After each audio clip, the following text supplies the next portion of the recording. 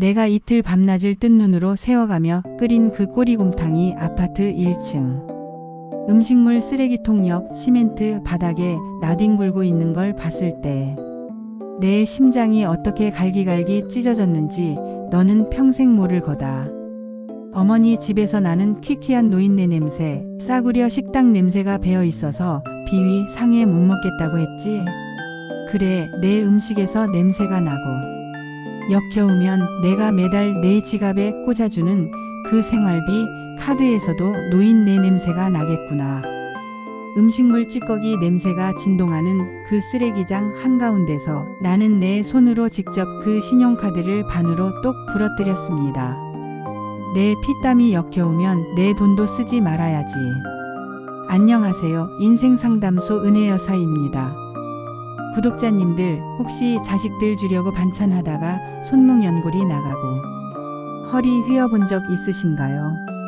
자식 입에 따뜻한 밥 한 숟갈, 고기 한 점 들어가는 것만 봐도 내 배가 부른 게 부모 마음이라지만 요즘 세상엔 그 뼈 깎는 정성을 아주 우습게 아는 사람들이 참 많은 것 같습니다. 특히 명절이 끝난 직후 우리 어머님들이 며칠 밤을 새워 바리바리 싸준 그 귀한 반찬과 음식들이 제일 많이 버려지는 곳이 어딘지 아십니까? 바로 아파트 단지 구석에 있는 분리수거장과 파리가 꼬이는 음식물 쓰레기통 앞입니다. 가져가기 싫으면 그 자리에서 거절이나 할 것이지, 앞에서는 어머님 너무 감사해요, 잘 먹을게 하면서 온갖 착한 척은 다 해놓고 뒤돌아서자마자 짐짝 버리듯 쓰레기통에 처박아 버리는 그 기막힌 두 얼굴. 오늘 사연의 주인공, 올해 73이 되신 박순자 여사님도 이번 설 명절에 며느리의 그 소름 돋는 실체를 똑똑히 마주하셨다고 합니다. 입덧이 심해 맹물도 못 넘긴다는 며느리를 위해 피 같은 돈 50만 원을 들여 최고급 투불 한우 꼬리를 사고 꼬박 24시간을 가마솥 앞에서 졸여 곰탕을 끓여주셨는데요. 다음 날 며느리 아파트 쓰레기장에서 포장조차 뜯지 않은 그 곰탕 가방을 발견하고 말았습니다. 과연 박 여사님은 그 자리에서 어떤 결단을 내리셨을까요? 오늘 사연 눈물 쏙 빠지게 서럽다가 마지막엔 10년 묵은 체증이 화산처럼 폭발하며 내려가실 겁니다. 아직 구독 안 하신 분들 지금 바로 구독과 좋아요 꾹 눌러주시면 더 속 시원하고 찰진 이야기로 보답하겠습니다. 자, 그럼 박 여사님의 목소리로 직접 들어보시죠. 제 이름은 박순자, 올해 73입니다. 30살 앳된 나이에 남편 먼저 떠나보내고 시장통 구석에서 국밥집 하나 차려서 아들 하나만 바라보고 악착같이 살았습니다.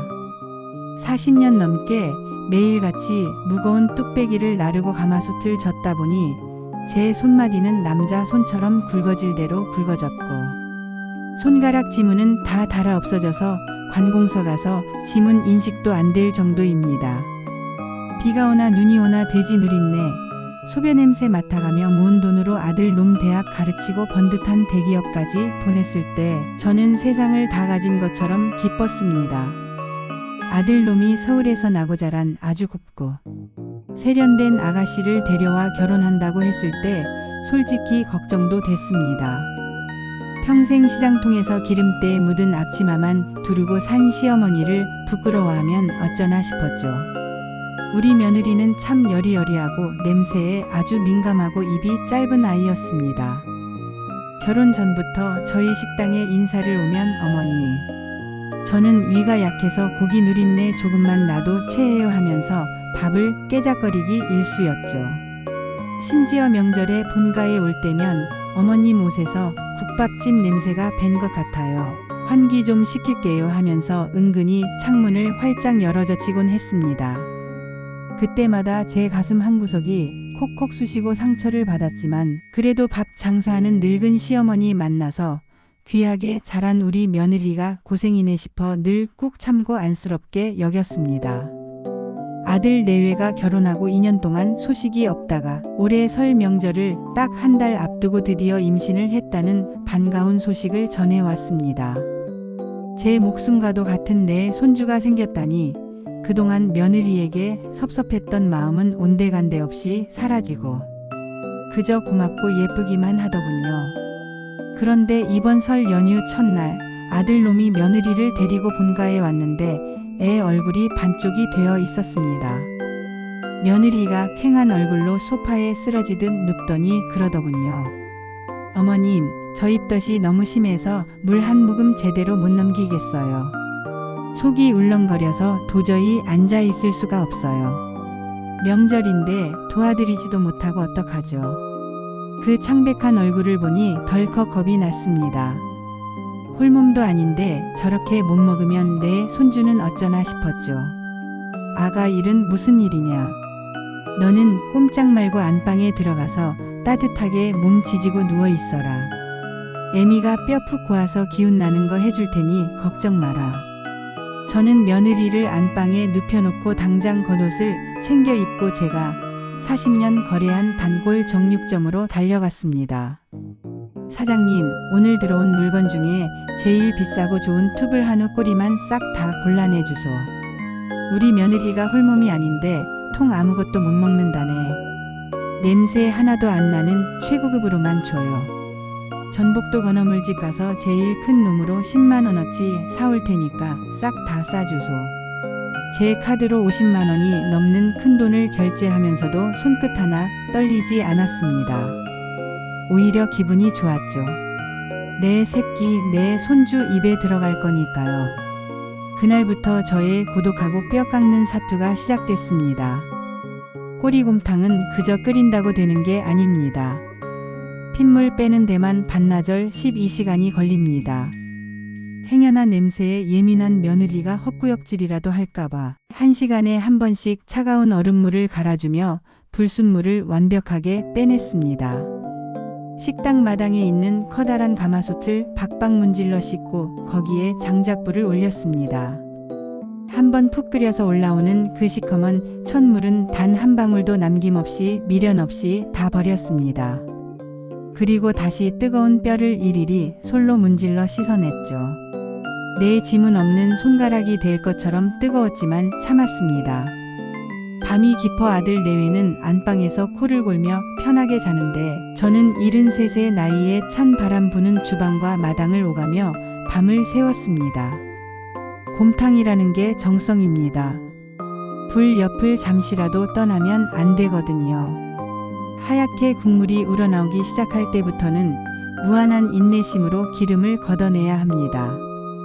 국자에 둥둥 뜨는 소기름을 떠서 버리고 10분 뒤에 또 버리고 연기에 눈이 따갑고 장작불 앞에 서 있느라 무릎 연골이 비명을 지르고 허리가 끊어질 것 같았습니다.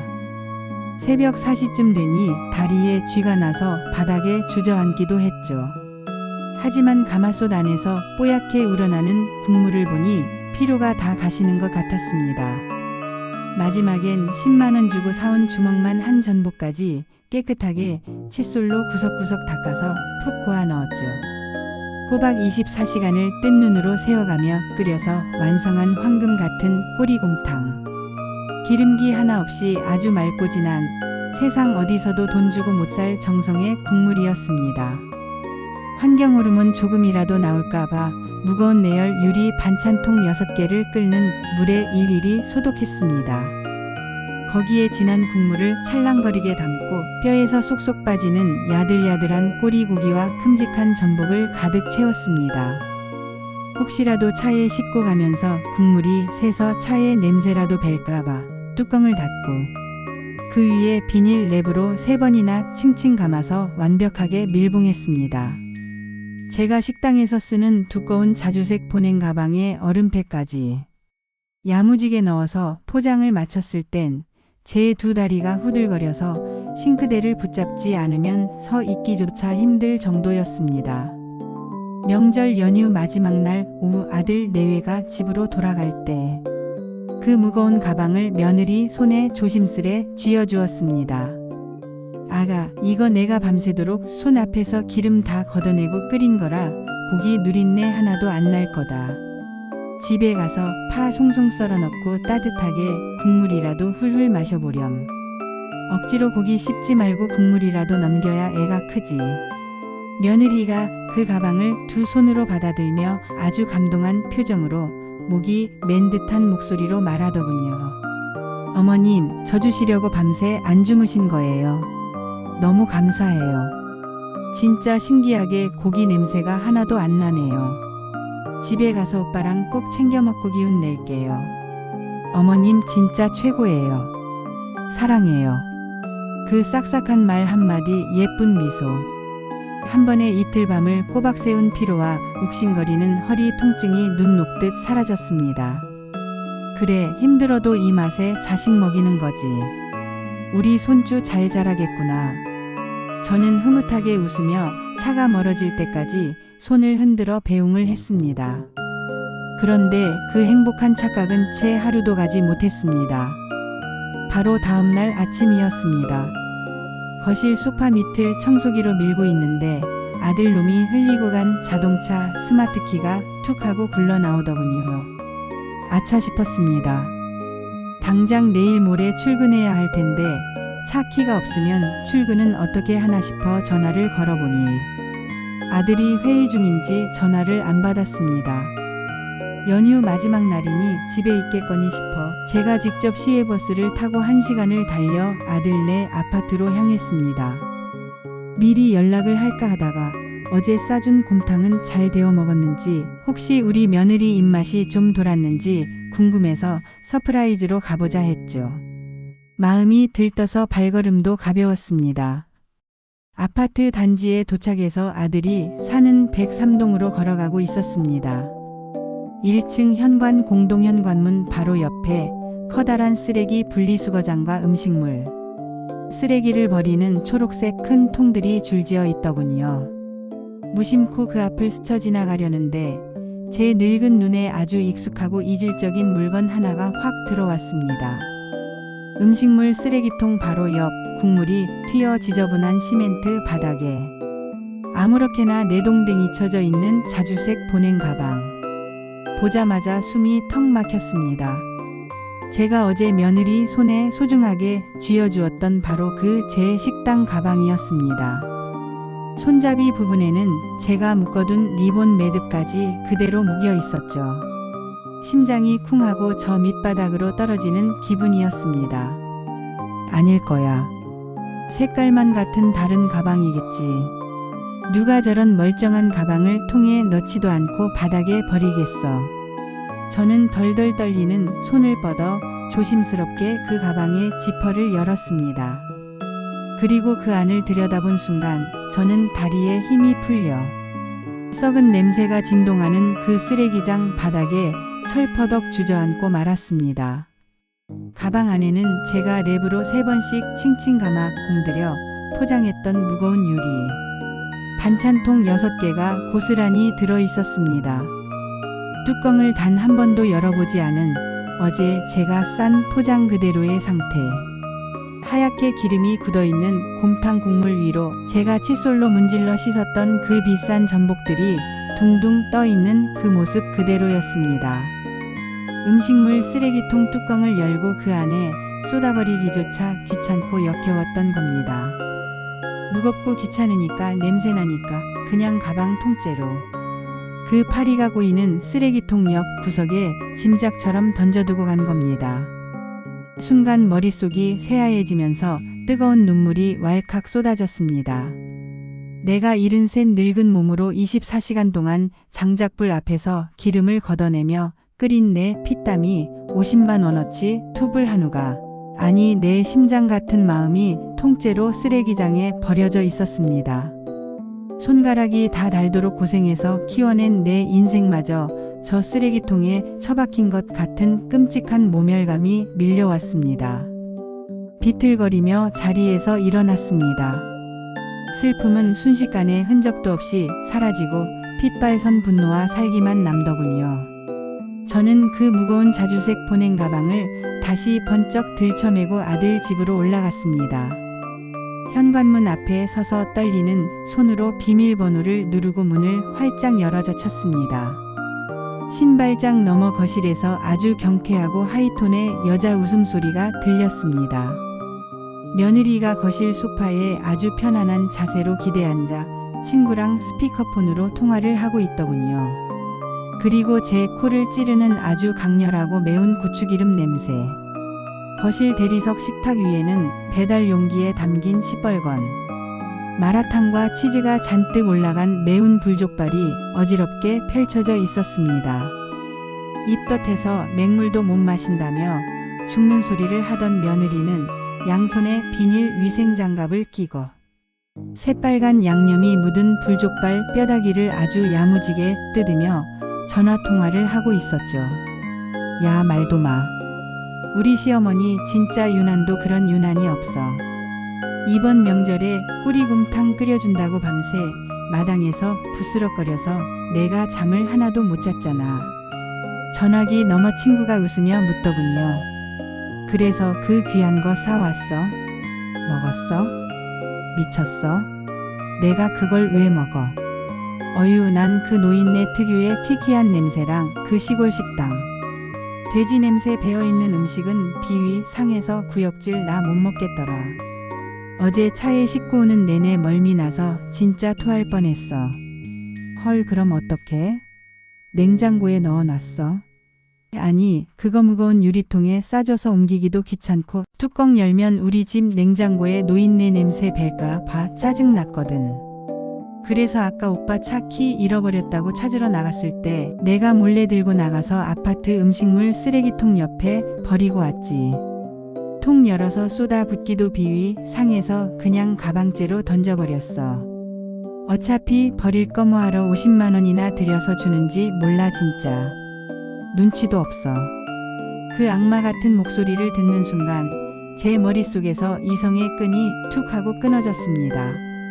저는 성큼성큼 거실로 걸어 들어가 들고 있던 그 자주새 보냉 가방을 며느리가 족발을 뜯고 있는 식탁 옆 대리석 바닥에 힘껏 집어 던졌습니다.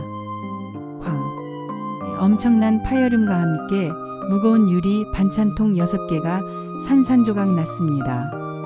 단단하게 굳어있던 하얀 곰탕 국물 덩어리들과 소벼다기, 전복들이 유리 파편과 함께 거실 바닥과 며느리의 하얀 수면 바지 위로 사방팔방 튀어 올랐습니다. 어머 깜짝이야. 야! 며느리가 기겁을 하며 비명을 지르고 소파 위로 뛰어오르더군요. 전화 너머로 야 무슨 일이야? 지연아. 하는 소리가 들리자 며느리가 허둥지둥 전화를 끊어버렸습니다. 고개를 돌려 저와 눈이 마주친 며느리의 얼굴은 그야말로 시체처럼 새하얗게 사색이 되었습니다. 어머님. 연락도 없이 어쩐 일이세요? 턱을 덜덜 떨며 뒤로 물러서는 며느리 앞으로 다가갔습니다. 왜? 노인네 냄새나는 무식한 시어머니가 나타나니까 족발 뜯던 입맛이 뚝 떨어지냐? 어머님 그게 아니고요. 제가 진짜 입덧이 너무 심해서 도저히 고기 냄새를 맡을 수가 없어서. 닥쳐라 이 짐승만도 못한 년아.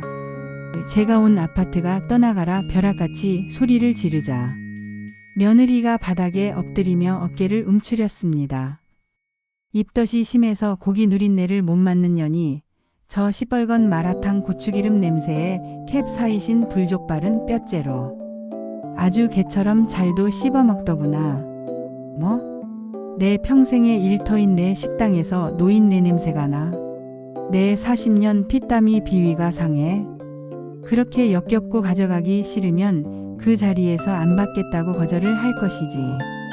내 앞에서는 눈물까지 글썽이며 감동받은 척 온갖 기막힌 연기를 다 해놓고 내가 73 늙은 몸으로 24시간 뜬 눈으로 새워 끓인 내 정성을 포장도 안 뜯고 쓰레기장에 처박아. 며느리가 깨진 유리 파편 위로 무릎을 꿇고 두 손을 싹싹 빌기 시작했습니다. 어머님, 제가 진짜 미쳤었나 봐요. 임신하고 호르몬 때문에 제가 제정신이 아니었어요. 저도 모르게 냄새에 예민해져서. 딱 한 번만 용서해 주세요, 어머님. 그때 현관문이 열리고 퇴근한 아들놈이 들어왔습니다. 엄마? 엄마가 여기 웬일이야? 아니 바닥에 이건 다 뭐야? 지연아 너 왜 울어? 아들놈은 박살난 유리와 곰탕 그리고 마라탕이 뒤섞여 엉망이 된 거실을 보며 입을 딱 벌렸습니다. 저는 대답 대신 핸드백을 열고 지갑에서 가족 신용카드 한 장을 꺼냈습니다. 아들 내외가 이 집 살 때 대출금 갚느라 쪼들린다길래 며느리 임신하고 과일이라도 좋은 것만 실컷 사 먹으라고 매달 100만 원씩 한도를 열어준 제 명의의 신용카드였습니다. 저는 며느리와 아들 눈앞에서 그 카드를 양손으로 잡고 단숨에 반으로 뚝 부러뜨렸습니다. 내 음식에서 역겨운 노인네 냄새가 나면 내 돈에서도 똑같은 노인네 냄새가 날 거다. 비위 상해서 이런 더러운 늙은이 돈은 어떻게 뻔뻔하게 긁고 살았냐. 앞으로 니들 밥은 니들이 알아서 벌어서 사 먹어라. 엄마, 그게 무슨 소리야? 지연이가 잘못했으면 내가 사과할게. 카드는 왜 부러뜨려? 그리고 준석이 너. 내년에 전세 만기 되면 학군 좋은 새 아파트 들어간다고 애미한테 보증금 1억만 보태달라 했지. 단돈 10원도 없다.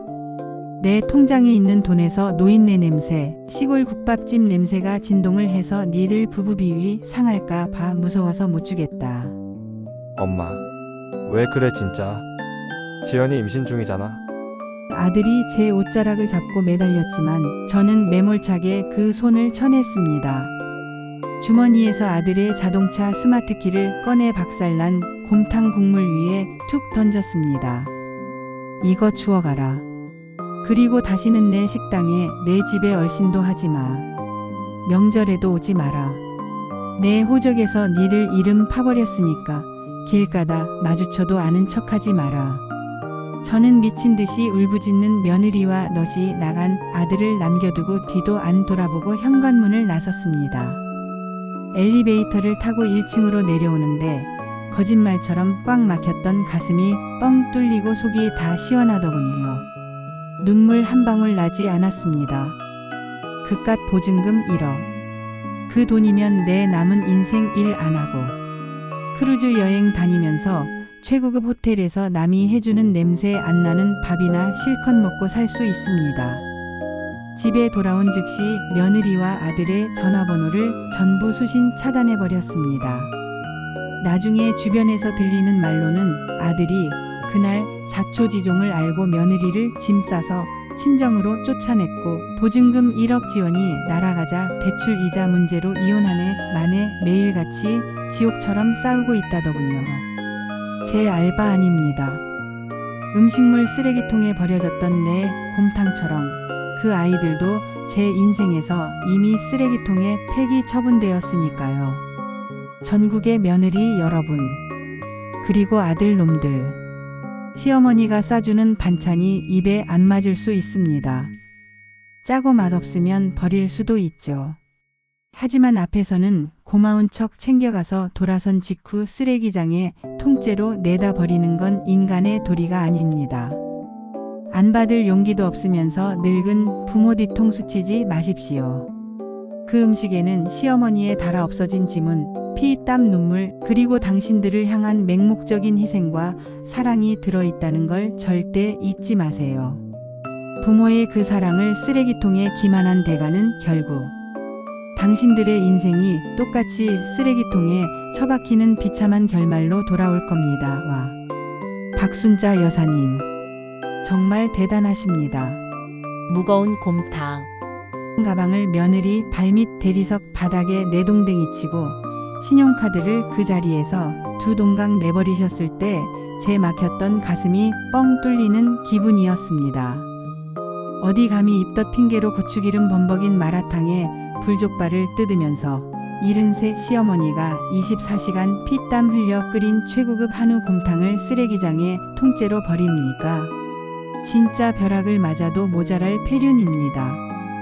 매달 지원하던 카드를 잘라버리고 보증금 1억 지원까지 완벽하게 끊어버리신 건 올해 제가 들은 사연 중 가장 완벽하고 통쾌한 금융치료였습니다.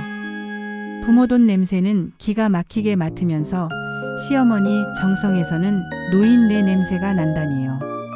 이제 자기들 월급으로 빚 갚고 전세금 구하려니 지옥문이 열렸겠죠. 박 여사님, 그 귀한 돈으로 이제 식당 일은 좀 쉬시고 좋은 옷 입으시고 보란듯이 떵떵거리며 행복하게 사시길 바랍니다. 구독자 여러분, 오늘 사연 어떠셨나요? 듣는 내내 그 귀한 꼬리곰탕과 어머님의 정성이 너무 아까워서 주먹을 꽉 쥐었다가 마지막 사이다. 결말에서 무릎을 탁 치며 환호하셨죠. 나 같아도 당장 카드 부러뜨렸다. 아파트에서 쫓아냈다. 하시는 분들 댓글로 박 여사님 최고. 제 속이 다 시원합니다. 라고 응원 팍팍 남겨주세요. 그리고 여러분 중에도 혹시 명절 음식 챙겨주다가 기막힌 일 겪으신 어머님들 계신다면 속 시원하게 댓글로 쏟아내 주시기 바랍니다. 명절이 남긴 씁쓸한 상처, 오늘 박 여사님의 완벽한 사이다 복수극으로 다 날려버리셨길 바랍니다. 저는 다음 시간에 더 통쾌하고 눈물 쏙 빼는 사이다 사연으로 돌아오겠습니다. 구독과 좋아요, 알림 설정 잊지 마시고 꼭 부탁드리고요. 지금까지 인생상담소 은혜여사였습니다. 감사합니다. 편안한 하루 보내세요.